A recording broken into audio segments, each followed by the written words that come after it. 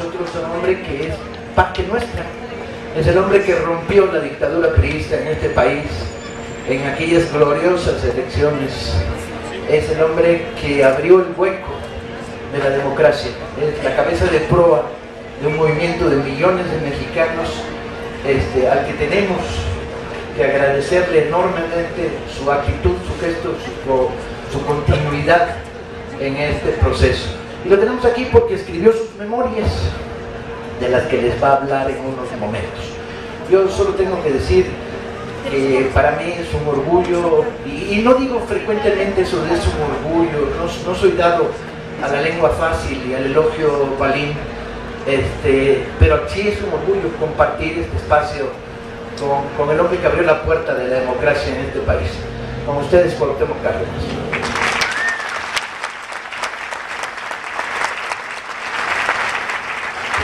Muy buenas noches, qué gusto de veras estar hoy con todos ustedes. Quiero agradecerle a Paco Ignacio esta invitación para poder estar presente y participar en esta Feria del Libro de Azcapotzalco y estar para hablar de un libro que salió hace unos pocos meses sobre mis pasos, donde hago un relato de mis actividades públicas, de mi participación en la vida política del país. Es un recuento de unos 60 años por ahí de actividades diversas, desde mi participación en algunas actividades como estudiante universitario, protestando contra la intervención americana en Guatemala ya por el año del 54. Después pues muchas otras actividades en las que he tenido oportunidad de participar, de las cuales seguramente muchos de ustedes tendrán recuerdos claros. Mucho de lo que sucedió en 1988, la gran movilización social que nos permitió iniciar una transición que todavía no termina, una transición para construir un país efectivamente democrático, que sigue siendo un pendiente, un país donde todo el mundo tenga posibilidad de un trabajo digno, protegido socialmente, mejor educación, mejor salud, oportunidades para los jóvenes, que no haya rechazados en las universidades, en fin, este país que hemos estado construyendo con tantas dificultades, con tanto esfuerzo, con tanto sacrificio de tanta gente. Puedo decirles, y esto sí es una satisfacción de la que puedo presumir, el libro se ha presentado ya en varias partes, el libro tiene varios meses circulando, y hasta ahora nadie me ha dicho que algo de lo que dice diga es mentira. La primera es la sensación que me produjo el libro cuando terminé de leerlo, ¿sí? Y es, caray, en 1988 Cuauhtémoc Cárdenas era el presidente que nos merecíamos los mexicanos y nos lo robaron. Esta sensación angustiosa, leyendo sobre todo la parte de la campaña y de las elecciones, es: nos robaron al hombre que merecía ser presidente de este país y nos colocaron un patán gángster en su lugar, nos secuestraron el derecho a elegir. Cuauhtémoc Cárdenas es un activo que pesa un montón del movimiento de la izquierda, que no nos podemos dar el lujo, no solo de perder, sino de tenerlo lejanamente cerca o cercanamente lejos. Es fundamental para construir un país nuevo contar con el hombre que abrió la puerta. Y no es poca cosa el haber abierto la puerta. Muchos de ustedes no tienen la edad para haberlo vivido, muchos sí la tenemos y lo vivimos y lo recordamos con una inmensa intensidad. El México surgido para algunos de nosotros de la represión del 68, el largo México de 20 años de luchas sociales, de repente eclosiona, ¿no? Y abre una puerta y de repente dice: caray, es posible que este país sea democráticamente moderno, y no modernidad entendida como que crezcan los edificios 3 pisos más o menos, sino modernidad entendida como igualdad, derecho, ¿sí? Esta fue la primera potente sensación de la lectura del libro, y me parece que algunas de las mejores páginas están en tus recuerdos de la campaña. Ahora, Cuauhtémoc, para mi gusto, y se lo he dicho porque hicimos un libro juntos en el que yo lo entrevistaba, es de repente más parco que una piedra, cuesta trabajo sacarle una opinión, y además es elegante. Por más que yo le picaba y decía, bueno, es que aquí el promedio de hijos de la chingada por metro cuadrado es muy alto, Cuauhtémoc elegantemente sonreía y no respondía. Es elegante. El libro es un libro que recorre un montón de zonas muy polémicas en la vida de México, y Cuauhtémoc la recorre elegantemente. Da la sensación de que no hay rencor, ¿no? Y si lo hay, te lo tragaste y lo volviste a vivir, porque el libro es como muy ecuánime, como muy de todo esto lo hemos vivido entre todos, es patrimonio de todos, yo estaba ahí. Bueno, es cierto que no hay desconocimiento de que estabas ahí porque decidiste estar ahí, ¿no? Y eso es bien bonito en el libro, pero es como un libro elegante. Decidiste a la hora de escribirlo volver la polémica algo menor para que no ocultara el gran panorama, el gran paisaje. Aunque hay algunas polémicas de las que luego voy a hablar contigo en el libro, bien interesantes. No, Paco, bueno, primero efectivamente creo que no hay rencor, creo que con rencor no vamos a construir nada positivo, pero no, esto es simplemente pues fue saliendo del relato, fue construyéndose a partir de una plática larga, una plática muy larga que tuve en su momento con la gente de la editorial. Hay polémica, como tú dices, en algunos casos, pero yo diría no hay ataque, yo espero que con este libro no esté dejando ningún rencor a ningún amigo y menos a nadie de la familia, ¿no? No, yo creo que algunas de las polémicas inclusive son sanadoras, ¿no? Como diciendo, oiga, esto es, por ejemplo, la polémica con los zapatistas. Tú respondes a una acusación de los zapatistas y la respondes muy ecuánimemente. Pasó esto, yo escribí esto, contestaron esto, yo escribí esto, contestaron esto, yo no dije esto y esto no pasó. Y una vez que la lees, dices, bueno, es transparente, ¿no? Pero no hay intento de crucificar a nadie, sino nada más dejar claro que tú no estuviste detrás del voto negativo de la Copa y que, bueno, pasaron una serie de circunstancias, sino que al revés, tú eras partidario de la propuesta zapatista, ¿no? De la ley de derechos indígenas. Ajá. Y que todavía es un pendiente que tenemos. Sí. Es un pendiente de las fuerzas progresistas todavía, el que esa ley de derechos indígenas, de culturas y derechos indígenas pueda aprobarse en los términos en que fue en su momento aprobada y presentada por la Copa del Cosmos. El otro momento fuerte de la polémica es el conflicto con la interpretación de Semo de la historia del México cardenista hasta nuestros días. Ahí sí le das con cubeta, ahí sí le diste con la cubeta. Bueno, pues como me hicieron dar, Paco, así habría que contestar también.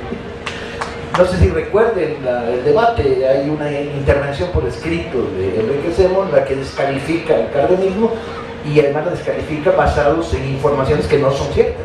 Entonces vas una por una de las afirmaciones, desmontando el argumento de Semo y estableciendo el cardenismo como una de las fuerzas motrices del cambio social en este país, el cardenismo de tu padre, no solo el tuyo, ¿no? Como una de las fuerzas que convirtió la renta petrolera en salud, educación y desarrollo popular, ¿no? Y ahí sí que era muy importante para ti dejar muy claro, por eso le dedicas en el libro tanto espacio a esta polémica. Uno de mis compromisos, que no es la finalidad del libro, uno de mis compromisos de vida es defender la memoria y la obra de mi padre, con la cual estoy yo totalmente comprometido y convencido de que fue una obra positiva para el país. ¿Quieres que demos la palabra al público? Tenemos media hora y antes del concierto de Tania Libertad podemos darle la palabra. Nada más que suplico a los compañeros que sean concisos en sus preguntas para que podamos ceder el máximo espacio a todos. Y desde luego que no se hagan desde el anonimato y desde el grito por ahí atrás, sino que, bueno, aquí ya esta feria se ha caracterizado por su talante democrático permanente, no se va a alterar en estos momentos el estilo. Bien, ingeniero, en verdad es un gusto tenerlo en Azcapotzalco. Nos tocó construir la estructura electoral en 1988, en donde ganamos 3-1 en Azcapotzalco. Bien, pero quedan efectivamente en su libro algunas cuestiones para la base, para la gente que trabajamos en la calle y demás, algunas dudas sumamente importantes. que por lo menos no las encontré en su libro. Una, ¿por qué se atrasó la construcción de un nuevo partido político cuando el Frente Democrático Nacional en el 88 tenía una postura bastante holgada políticamente, tanto en la Cámara como en la organización? Es una pregunta que la gente que hemos construido partido nos queda allí.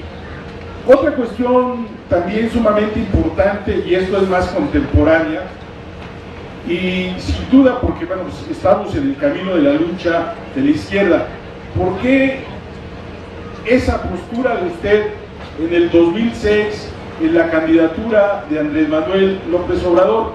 Creo que es a la gente que construimos, que a lo mejor no estamos en las discusiones de las cúpulas partidarias, nos queda esa gran duda, esa situación que nos dio la oportunidad de poder ganar. Desde abajo y no desde arriba hacia abajo. Muchas gracias. Respecto a la primera pregunta, no sé, yo creo que se construyó un partido después en el 88 a partir del Frente Democrático Nacional, cuando se convocó a los partidos y organizaciones que formaban parte justamente del Frente Democrático, pues se le abrió la puerta a todos. De los partidos que en aquella época tenían registro, que eran 4 los que estaban formando parte del Frente Democrático, 3 dijeron que ellos seguirían su propio camino, y los 3 en su momento perdieron el registro en la siguiente elección federal, en el 91. Solo uno se quedó dentro del PRD.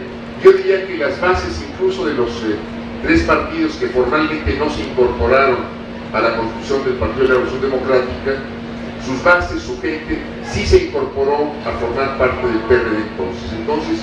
Pues se empezó a construir un partido que inicia justamente con la convocatoria que se hace todavía en octubre del 88, queda constituido el PRD en mayo del 89, y bueno, y a partir de ahí ya es historia propia del Partido de la Revolución Democrática. Entonces, sí se construyó un partido. Lo que haya sucedido después, pues ya es responsabilidad de militantes y de dirigentes. Yo asumo mi plena responsabilidad absoluta hasta el año 93, en que yo renuncio a la presidencia del partido para irme de candidato. De ahí en adelante, lo que ya ha sucedido al PRD, pues es más responsabilidad de los dirigentes que han venido después, son varios ya, y de los militantes, entre los que me cuento, y pues ahí todos hemos contribuido a que el PRD sea lo que es ahora, unos tratando de rectificarlo, de recontarlo entre ellos, otros empujando a hacer lo que es actualmente el PRD. Y en el 2006 puedo decirle que yo di mi voto por los candidatos de mi partido. Yo en ningún momento negué apoyo a los candidatos del PRD. Yo voté por todos, di mi voto por ellos, y lo que haya sucedido en esa elección, pues sí es responsabilidad de quien condujo al partido y a la elección en aquel momento. Yo no me asumo como responsable de esos resultados. Buenas noches, mi nombre es Tarcisio López. Siento que lo que yo vaya a decir a lo mejor soy aguafiestas, pero Paco dijo que tú, Cuauhtémoc, abriste la puerta a la democracia, y yo digo también que tú la cerraste, porque tú ganaste en el 1988, la mayoría del pueblo estaba contigo, estábamos contigo, y cuando el pueblo se levantó y gritó, ¿qué se va a hacer para defender tu triunfo del partido, del PRD? ¿Qué dijiste en el Zócalo? Váyanse a sus casas, porque yo estuve ahí en el Zócalo, ahí en esa, cuando tú estuviste hablando, ¿qué nos dijiste? Váyanse a sus casas. Yo después les aviso, si tú ganaste, si el pueblo te dio el triunfo, ¿por qué no lo defendiste? Ese es un reproche que tengo, y me disculpan si es que me equivoco. Gracias.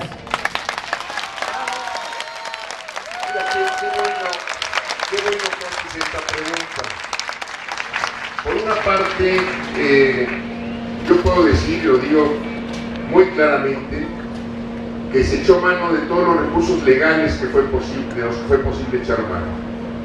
Algunos quizás lo recuerden, después de la elección de julio, hubo grandes movilizaciones por todo el país, muchas de ellas aquí en la Ciudad de México, tratando de revertir el fraude electoral.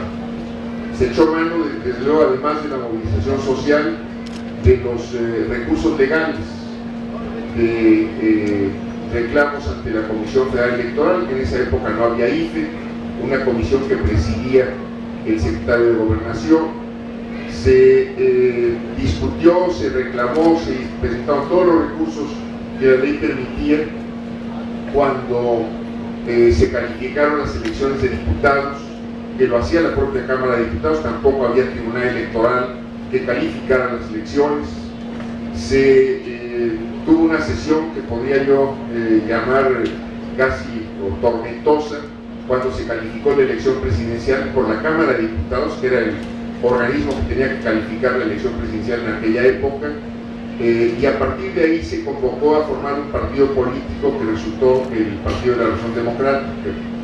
Nadie en aquel momento, que yo recuerde, puede haber habido gritos efectivamente en algún mitin en el Zócalo o en otra parte, nadie planteó y nadie propuso recurrir a ninguna vía que no fuera pacífica y a ninguna vía que no fuera legal.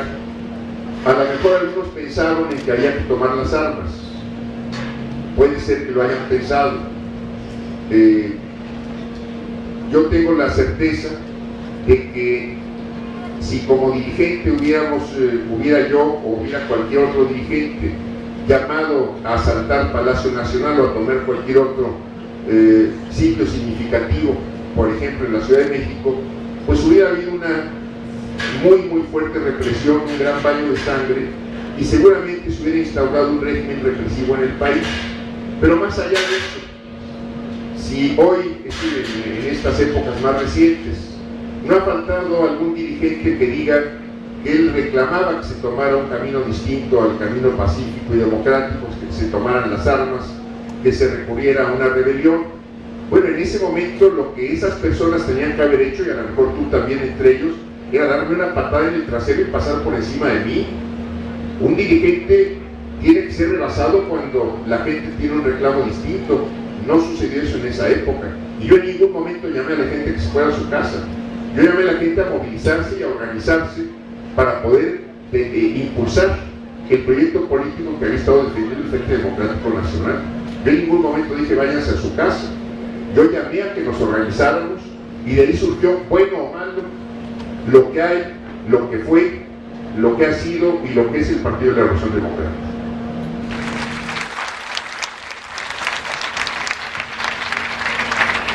Yo no tengo el micrófono anda por ahí, pero mientras llegan las manos de quien debe llegar, yo estaba en el Zócalo también y yo no oí decir a Cuauhtémoc que nos fuéramos a nuestras casas. Piensen además el contexto, parece de repente que se olvida el contexto. El cúmulo de partidos que construyó la victoria electoral del 88 no tenía consistencia, eran grupos muy desarmados, un movimiento que ni siquiera estaba intervinculado, había surgido en el aluvión del gran movimiento electoral. Pero además tuve la fortuna o desdicha de asistir accidentalmente, porque yo iba a otro lugar, a una reunión de un grupo de militares en activo y la mayoría en retiro, días después, en las que plantearon que la consigna de Salinas era si se tomaba Palacio, dar el golpe dentro del golpe, y lo oí decir a varios generales cuyos nombres pues no es conveniente andar citando en aquellos momentos. O sea, la posibilidad del golpe de Estado dentro del golpe que ha dado electoral estaba.